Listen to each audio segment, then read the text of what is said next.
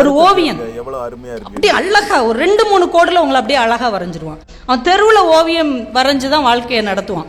அவங்களுக்கு ஒரு குழந்தையும் பிறந்துடும், ரொம்ப கஷ்ட ஜீவனமா இருக்கும். சரின்னு ஒரு பேப்பரில் பார்ப்பான், சோப்பு கம்பெனிக்கு சேல்ஸ் மேனேஜர் வேலை, சேல்ஸ்மேன் வேலை. அந்த இன்டர்வியூக்கு போவான். என்னப்பா படிச்சிருக்கிற? இல்லை நான் ஒரு ஓவியன். நம்ம ஓவியனுக்கு சோப்பு கடைக்கு என்னப்பா சம்பந்தம்? நீ எப்படி போய் சோப்பு விற்ப? அந்த மாதிரி சிரிச்சுட்டே கேட்கும். உனக்கு எப்படிப்பா இதெல்லாம் முடியும்? அந்த பென்சில் கொடுங்க மேடம், ஒரு பேப்பர் கொடுங்கன்னு வாங்கி ஒரு நிமிஷத்தில் ஒரு 5 கோடு போட்டு அவங்கள வரைஞ்சிருவான். 5 கோட்டில் அவங்கள அப்படியே தத்ரூபம் வரைஞ்சோன்னு அந்த அம்மா மிரண்டு போய், என்னப்பா இப்படி வரைகிற? நான் உனக்கு 10க்கு 10 மார்க் போடுறேன் அப்படின்றவாங்க. மீதி 2 பேர் சொல்லுவாங்க, அவங்க சொல்கிறது இருக்கட்டும்ப்பா, உனக்கு இந்த வேலைக்கு என்ன சம்பந்தம்? அவன் சிரிச்சுக்கிட்டே சொல்லுவான், 3 பேருமே என்னை செலக்ட் பண்ண மாட்டேன்னு சொன்னீங்க, இப்போ நான் வரைஞ்ச உடனே இந்த அம்மாவுக்கு என்னை பிடிச்சி போச்சுல்ல, அது மாதிரி நான் அந்த ஒவ்வொரு கடையிலையும் போய் ஏதோ ஒரு வகையில் நான் படம் வரைஞ்சி அவங்க மனசில் இடம் பிடிச்சிடுவேன், அப்புறம் ஆர்டர் வாங்கிடுவேன். பரவாயில்ல, கொஞ்சம் நியாயமாக தான் உன்னுடைய கருத்தை சொல்கிற, ஆனால் 500 ரூபாய் நீ அட்வான்ஸ் கட்டணும், ஒரு 10 நாளைக்குள்ளே நீ கெட்டு, உனக்கு நாங்கள் டைம் தர்றோன்றவாங்க. 10 நாளைக்குள்ளே நான் 500 ரூபாய்க்கு எங்கே போவேன்? 500 ரூபாய் கெட்டு இந்த வேலை உனக்கு அப்படின்றவாங்க. மனைவியும் மகள்கிட்டையும் ஒரு ஐடியா சொல்லிட்டு ஒரு பார்க்குக்கு போயிடுவான். இந்த அம்மா ஏதோ ஒரு கஸ்டமர் மாதிரி வந்து, எங்க என்னை வரைவீங்களா அப்படின்னு, உட்காருங்க வரைகிறேன்னு 5 நிமிஷத்தில் அவன் மனைவியை வரைஞ்சி கொடுப்பான். அவள் உடனே எடுத்து ஒரு 10 ரூபாய் கொடுப்பான். கொடுத்துட்டு எல்லார்ட்டையும் போய் காமிப்பா, பாருங்களேன் ஒரு 5 நிமிஷத்தில் என்னை எவ்வளோ அழகாக இருந்தாலும் வரைஞ்சிட்டார், வெறும் 10 ரூபா தான், வெறும் 10 ரூபா தான்ட்டு அவள் போயிடுவான். எல்லாரும் ஆளாளுக்கு வந்து உட்காந்து வரைய ஆரம்பிச்சிருவாங்க.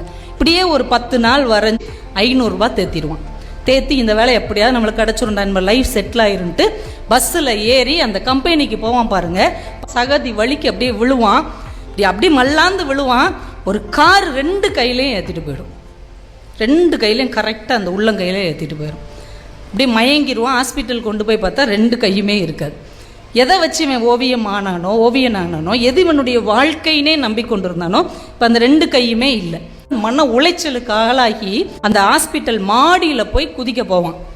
அவன் கால் 2 காலையும் ஏதோ 2 கைகள் பிடிக்கும். திரும்பி பார்த்தா அவன் மகன் நின்றுட்டு இருப்பான். என்னடா ஏன்பா குதிக்க போற? ஏன்பா சாக போற? அப்பாவுக்கு கையே இல்லைல்லம்மா, அப்பா எப்படிம்மா வாழ முடியும்? இந்தாப்பா என் 2 கையை வச்சுக்கிட்டு வாழ்ப்பா அப்படிங்க வந்து பிள்ளை.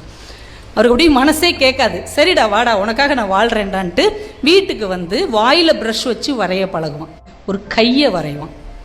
அது வரைக்கும் அவன் வாழ்நாளில் கையை வரைஞ்சதே கிடையாது. ஆனால் கையின்னு ஒன்று தனியாக வரைஞ்சதே கிடையாது. அவன் கையை வரைவான். இந்த பாப்பா கேட்கும், என்னதுப்பா கை வரைஞ்சிருக்க, இது யாரோட கை? அதுக்கு அவன் ஒரு பதில் சொல்லுவாங்க, யாரோட கையா இருந்தா என்னம்மா? கையுமா. யாரோட கையா இருந்தா என்னம்மா? அது கையுமா. ஏன்னா தன்னிடம் இப்போது கை இல்லை என்பதை அது இல்லாத போதுதான் அவனால் உணர முடிந்தது என்று சுஜாதா அந்த கதையை முடித்திருப்பார்.